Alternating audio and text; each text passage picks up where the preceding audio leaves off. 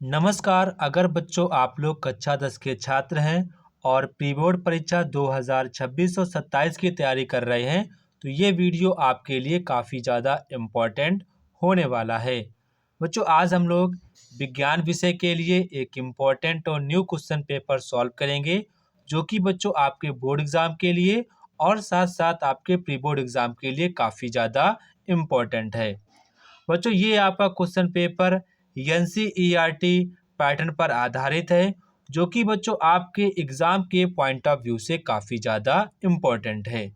बच्चों मैंने विज्ञान विषय के लिए ओनली 10 क्वेश्चन पेपर बनाए हैं जिसमें मैंने बच्चों सभी के सभी इम्पोर्टेंट क्वेश्चन रखे हैं। जितने भी आपके इम्पोर्टेंट क्वेश्चन बन सकते हैं वो यहाँ पर बच्चों मैंने रख दिए हैं। अगर बच्चों आप लोग इन 10 क्वेश्चन पेपर की ईमानदारी के साथ प्रैक्टिस कर लेते हैं तो बच्चों मैं 100% कह सकता हूं कि आप लोगों के बोर्ड एग्जाम में 70 में से आप लोगों के 65 प्लस मार्क्स 100% आएंगे, क्योंकि बच्चों यहाँ पर मैंने सभी के सभी इम्पोर्टेंट क्वेश्चन ही रखे हैं। तो बच्चों ये आज हमारा 5th क्वेश्चन पेपर है। इससे पहले बच्चों मैंने question paper number 1st, 2nd, 3rd and 4 question paper upload कर दिए हैं, जिसको बच्चों आप लोगों को हर हालत में देख लेना है अगर आप लोग बोर्ड एग्जाम में वाकई में अच्छे नंबर लाना चाहते हैं। तो बच्चों आज हम लोग 5th क्वेश्चन पेपर को सॉल्व करेंगे और देखेंगे कि हम लोग एग्जाम में कैसे क्वेश्चंस को लिखना है। अगर हमको कोई क्वेश्चंस आता है और अगर हमको कोई क्वेश्चन नहीं आता है तो उसका आंसर हमको कैसे लिखना है ताकि हमारे वहाँ पर कम से कम नंबर कटें। तो बच्चों सबसे पहले आपको एग्जाम में आप लोगों को बहुविकल्पीय प्रश्न आपको देखने को मिलेंगे। देखो बच्चों मैं आपसे बात यही कहना चाहूँगा, अगर आप लोग क्लास 10th में अच्छा स्कोर करना चाहते हैं तो बच्चों आपको एक बात ध्यान रखनी होगी, जितने भी आपके सब्जेक्ट हैं उसमें आपको सभी में आपके एमसीक्यू होंगे। तो आपको कोशिश यही करना है कि आपके 20 में से कोई भी आपका एमसीक्यू गलत नहीं होना चाहिए, जितने भी आपके पास सब्जेक्ट हों। अगर बच्चों आप लोगों ने सारे के सारे एमसीक्यू सही कर लिए तो बच्चों 100% आप लोगों का स्कोर अच्छा ही होगा। मैं बच्चों बात दावे के साथ कह सकता हूँ। आप को पूरी यही कोशिश करनी है कि हमारे एमसीक्यू कोई भी गलत ना हो। ये आपको हर हालत में कोशिश करना है। बच्चों हम आपको यहाँ पर जितने भी एमसीक्यू कराएंगे वो बच्चों आपके बोर्ड एग्जाम में 100% आपको यही देखने को मिलेंगे। इससे बाहर आपका कोई भी एमसीक्यू नहीं जाएगा, इसकी मैं गारंटी लेता हूँ। बस आपको इतने ही एमसीक्यू तैयार करने हैं जितने बच्चों मैंने 10 सेट में रखे, बस आपको उतना ही तैयार करना है। ठीक है, तो बच्चों यहाँ पर आपको जो पहला क्वेश्चन है, स्वस्थ नेत्र के लिए दूर बिंदु होता है। तो बच्चों स्वस्थ नेत्र के लिए दूर बिंदु कहाँ पर होता है? वो आपका होता है अनंत पर। कहाँ पर होता है? अनंत पर। आकाश नीला दिखाई देता है। तो बच्चों आकाश हमको नीला क्यों दिखाई देता है? प्रकाश के प्रकीर्णन के द्वारा। तो यहाँ पर आपका ऑप्शन नंबर डी वाला करेक्ट आंसर हो जाएगा। इसके बाद यहाँ पर आपसे कह रहे हैं कि विद्युत धारा का एसआई मात्रक क्या होता है? तो विद्युत धारा का एसआई मात्रक आपका एम्पियर होता है। ठीक है, और यहाँ पर आप बताएंगे कूलाम किसका होता है मात्रक। इसके बाद यहाँ पर आपसे कह रहे हैं कि 1 टेस्ला बराबर होता है। तो 1 टेस्ला बराबर आपका होता है वेबर पर मीटर स्क्वायर। तो यहाँ पर आपका ऑप्शन नंबर ए वाला करेक्ट आंसर हो जाएगा। समतल जो आपका वो होता है मिरर, उसकी यहाँ पर फोकस दूरी कितनी होती है वो यहाँ पर आपसे पूछ रहे बच्चों। इसकी जो फोकस दूरी होती है वो आपकी अनंत होती है। कैसी होती है? अनंत होती है। इसके बाद यहाँ पर आपसे कह रहे हैं कि कोई आपका मतलब कि शीशा है, उसकी जो वक्रता त्रिज्या यहाँ पर 40 है तो उसकी फोकस दूरी कितनी होगी? यहाँ पर देखो, यहाँ पर आपसे कह रहे हैं उसकी जो वक्रता त्रिज्या कितनी है, उसकी जो कैपिटल आर आपकी 40 है तो वक्रता त्रिज्या आपको यहाँ पर पूछे उसकी फोकस दूरी कितनी होगी, तो उसकी वो आधी होती। कितनी होती है? आधी होती है। तो यहाँ पर आपका 40 का आधा हो जाएगा 20। तो यहाँ पर आपका ऑप्शन नंबर ए वाला करेक्ट आंसर हो जाएगा।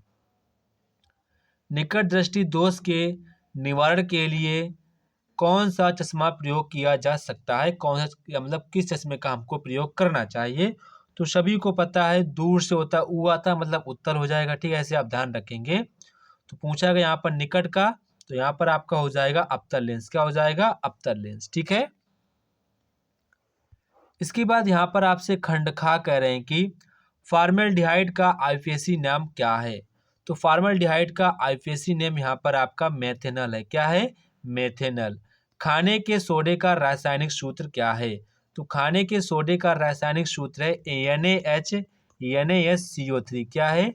NaHCO3, ठीक है, NaHCO3। किसी विलयन का पीएच यहाँ पर 4 है, तो उसमें उपस्थित हाइड्रोजन की सांद्रता क्या होगी? अगर किसी मतलब कि विलयन का पीएच वैल्यू यहाँ पर 4 है, तो उसमें कितने हाइड्रोजन आयन उपस्थित होंगे, वो यहाँ पर आपसे पूछ रहे हैं। उसमें यहाँ पर आपका होगा 10 की पावर -4 ये आपके मोल प्रति लीटर यहाँ पर हाइड्रोजन आयन उपस्थित होंगे। प्रोपेन का रासायनिक सूत्र क्या होता है? बच्चों, प्रोपेन का आपका रासायनिक सूत्र होता है CH3CH8, ठीक है, ये आपको ध्यान रखना है। निम्नलिखित में से कौन सा यौगिक अम्लीय प्रवृत्ति का है? तो कौन सा आपका यौगिक है वो आपका अम्लीय प्रवृत्ति का है? सभी को पता है CH3COOH एथेनोइक अम्ल, ठीक है। तो यहाँ पर आपका ऑप्शन नंबर सी वाला करेक्ट आंसर हो जाएगा। अम्ल से हाइड्रोजन विस्थापन करने वाला धातु कौन सा है? वो यहाँ पर आपका जिंक है। कौन सा है? जिंक, ठीक है। इसके बाद पित्त रस का निर्माण करता है। तो पित्त रस का निर्माण कौन करता है? वो बच्चों आपका करता है यकृत। कौन करता है? यकृत करता है। इसके बाद यहाँ पर आपसे कह रहे हैं कि ग्लाइकोलाइसिस की प्रक्रिया संपन्न होती है। तो ग्लाइकोलाइसिस की प्रक्रिया कहाँ पर संपन्न होती है? तो ये आपकी होती है कोशिका द्रव्य में संपन्न होती है। इसके बाद यहाँ पर आपसे कह रहे हैं कि निम्नलिखित में से कौन सा एक पादप हार्मोन है, वो यहाँ पर आपको बताना है। वो बच्चों आपका है जिब्रेलिन। कौन है? जिब्रेलिन, ये आपको यहाँ पर ध्यान रखना है, जिब्रेलिन। इसके बाद यहाँ पर कह रहे हैं F2 पीढ़ी में 3:1 का अनुपात प्राप्त होता है। वो किस पीढ़ी में प्राप्त होता है? एक संकर या फिर द्विसंकर या फिर AB दोनों? वो यहाँ पर आपका केवल होगा एक संकर। क्या होगा? एक संकर, ठीक है। इसके बाद यहाँ पर आपसे कह रहे हैं कि निम्न में से कौन सी विशेषता केवल जंतुओं में पाई जाती है? ऐसी कौन सी यहाँ पर विशेषता है जो केवल जंतुओं में पाई जाती है? वो बच्चों आपकी विशेषता है तंत्रिका तंत्र। कौन सा है? तंत्रिका तंत्र, ठीक है। इसके बाद यहाँ पर कह रहे हैं कि द्वार कोशिकाएं पाई जाती हैं। द्वार कोशिकाएं कहाँ पर पाई जाती हैं? ये बच्चों आपकी पाई जाती हैं वात रंध्रों में पाई जाती हैं। तो यहाँ पर आपको ऑप्शन नंबर सी वाला करेक्ट आंसर हो जाएगा। इसके बाद यहाँ पर आपसे कह रहे हैं कि पादपों में वायु प्रदूषण कम करने वाली प्रक्रिया है। तो यहाँ पर पादप में कौन सी ऐसी प्रक्रिया है जिससे आपका वायु प्रदूषण कम होता है? वो कौन सी प्रक्रिया होती है वो यहाँ पर आपको बताना है। तो बच्चों वो आपकी प्रक्रिया होती है प्रकाश संश्लेषण। कौन सी होती है? प्रकाश संश्लेषण। ये यहाँ पर आपको ध्यान रखना है। इसके बाद बच्चों यहाँ पर आपका खंड बा आता है। यहाँ पर आपसे कह रहे हैं कि लेंस की दूरी u, प्रतिबिंब दूरी v, आवर्धन m में आपको संबंध बताना है। इंपॉर्टेंट है, इसको यहाँ पर आपको ध्यान रखना है। ओम का नियम का यहाँ पर आपको सूत्र सहित यहाँ पर आपको लिखना है। ये भी आपका यहाँ पर इंपॉर्टेंट क्वेश्चन है। इसके बाद यहाँ पर आपसे कह रहे हैं कि मानव नेत्र का नामांकित चित्र बनाइए। रेटिना पर प्रतिबिंब निर्माण का स्वच्छ किरण आरेख द्वारा स्पष्ट करना है।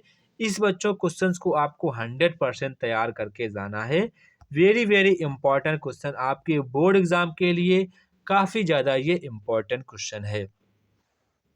इसके बाद बच्चों यहाँ पर आपसे क्वेश्चन कह रहे हैं, एक आपका जो बल्ब है जिस पर 100 वोल्ट 100 वाट 220 वोल्ट लिखा है, बल्ब का प्रतिरोध यहाँ पर आपको ज्ञात करना है। 220 वोल्ट मेन से जोड़ने पर बल्ब में प्रवाहित धारा का यहाँ पर आपको मान ज्ञात करना है, ठीक है। ये बच्चों आपके लिए इंपॉर्टेंट क्वेश्चन, इसको आपको यहाँ पर ध्यान रखना है। बच्चों आप लोगों को इस क्वेश्चन को सॉल्व करना है, फिर आप लोग मुझे इसका आंसर कमेंट करेंगे। जिसका आंसर सही होगा मैं उसके आंसर को बच्चों पिन कर दूंगा, ठीक है। इसके बाद यहाँ पर आपसे कह रहे हैं कि 2 मीटर लंबाई का एक चालक 1 एम्पियर धारा वहन कर रहा है। इसे 0.5 टेस्ला चुंबकीय क्षेत्र में रखा गया है। चालक पर लगने वाले बल की गणना करनी है। यदि चालक तार क्षेत्र के समांतर हो, क्षेत्र से 45 का कोण बनाता हो या फिर क्षेत्र के लंबवत हो, वो यहाँ पर आपको बताना है। ठीक है, वही यहाँ पर लगना फार्मूला IBL साइन थीटा। ठीक है, IBL साइन थीटा। आई की वैल्यू तुमको दी गई है, बी की वैल्यू तुमको दी गई है, एल की वैल्यू दी गई 2 मीटर। और यहाँ पर के जब समांतर होगा तो कोण 0 बनेगा, जब लंबवत होगा तो 90 बनेगा। आप इसको रख के सॉल्व कर देना, बस आंसर आ जाएगा आपका।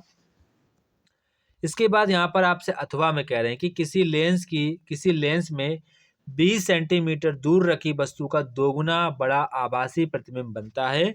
लेंस से प्रतिबिंब की दूरी बतानी है। लेंस की फोकस दूरी यहाँ पर आपको ज्ञात करनी है। ठीक है, इसके बाद यहाँ पर आपका उपखंड ख आता है। कॉपर के सल्फाइड अयस्क से कॉपर का निष्कर्षण किस प्रकार किया जाता है।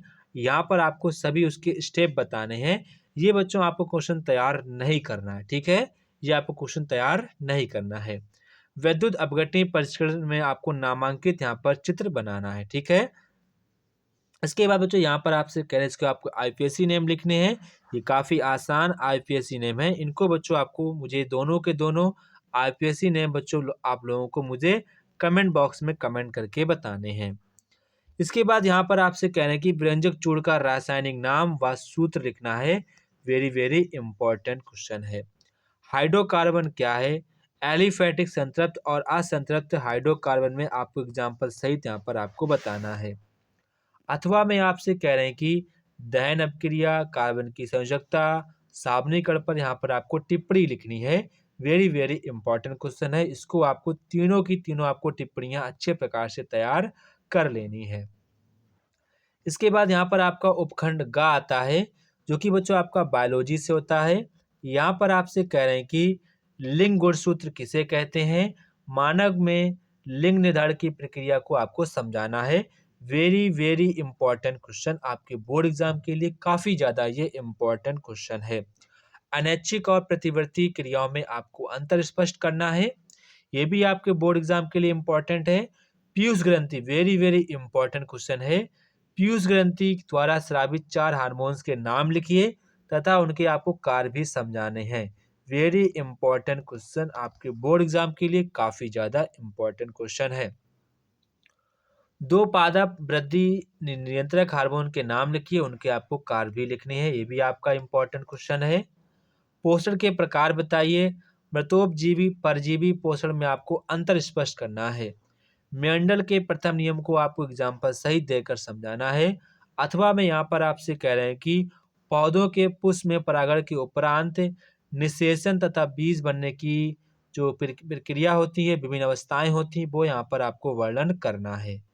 बच्चों ये था हमारे क्लास 10th का साइंस का इम्पोर्टेंट क्वेश्चन पेपर, जो कि बच्चों आपके बोर्ड एग्जाम के लिए काफ़ी ज़्यादा इम्पोर्टेंट है। आप सभी लोग इस क्वेश्चन पेपर को अच्छे प्रकार से रिवाइज करना है ताकि आप लोगों के बोर्ड एग्जाम में अच्छे मार्क्स आ सकें। तो जय हिंद बच्चों, फिर मिलते अपने नेक्स्ट वीडियो में। तब तक की आप सभी बच्चों को जय हिंद।